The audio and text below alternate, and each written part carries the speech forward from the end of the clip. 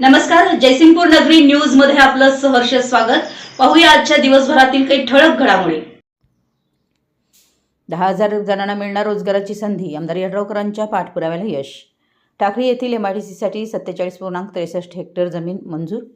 शिरोळ तालुक्याच्या औद्योगिक विकासासाठी सातत्यानं पाठपुरावा करणारे आमदार राजेंद्र पाटील यड्रावकर यांच्या प्रयत्नांना मोठं यश मिळालं असून मौजे टाकळी इथं महाराष्ट्र औद्योगिक विकास महामंडळाच्या म्हणजेच MIDCच्या उभारणीसाठी 47.63 हेक्टर शासकीय व गायरान जमीन उपलब्ध करून देण्याचा राज्याच्या मंत्रिमंडळानं मंजुरी दिली आहे।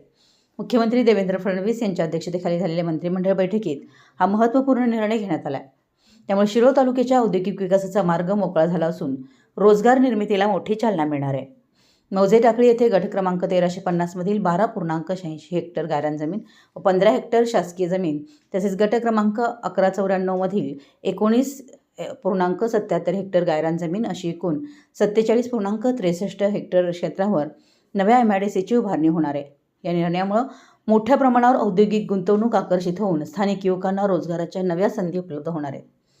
विधानसभा निवडणुकीदरम्यान शिरोळ तालुक्यात स्वतंत्र MIDC उभारण्याचं आश्वासन आमदार यड्रावकर यांनी दिलं होतं। त्यानंतर मुख्यमंत्री, उपमुख्यमंत्री, उद्योग व महसूल विभागाकडे सातत्यानं पाठपुरावा करून त्यांनी हा विषय मार्गी लावला। अखेर मंत्रिमंडळाच्या मंजुरीमुळे त्यांच्या शब्दाला प्रत्यक्षात मूर्त स्वरूप मिळालं आहे। या MIDCमुळे सुमारे 10,000हून अधिक युवकांना रोजगार उपलब्ध होणार आहे। यासोबतच महिलांसाठी गारमेंटच्या माध्यमातून रोजगाराच्या मोठ्या संधी निर्माण होणार आहेत।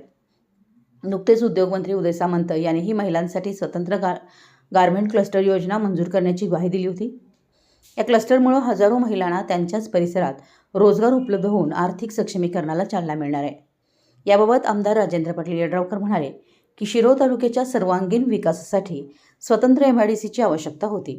तालुक्यातील युवकांना रोजगारासाठी दूरवर जाऊ लागू नये तसेच महिलांनाही स्थानिक स्तरावर रोजगाराच्या संधी उपलब्ध व्हाव्यात यासाठी हा प्रयत्न केला। MIDCमुळे उद्योग, रोजगार आणि आर्थिक विकासाचा नवा अध्याय सुरू होईल। गारमेंट क्लस्टरमुळे महिलांच्या हाताला काम मिळून हजारो कुटुंबांचं जीवनमान उंचावण्यास मदत होणार असल्याचं त्यांनी सांगितलं। टाकळी MIDC प्रस्तावित गारमेंट क्लस्टरमुळे शिरोळ तालुक्यात उद्योगांची नवी दालनं खुली होणार आहेत।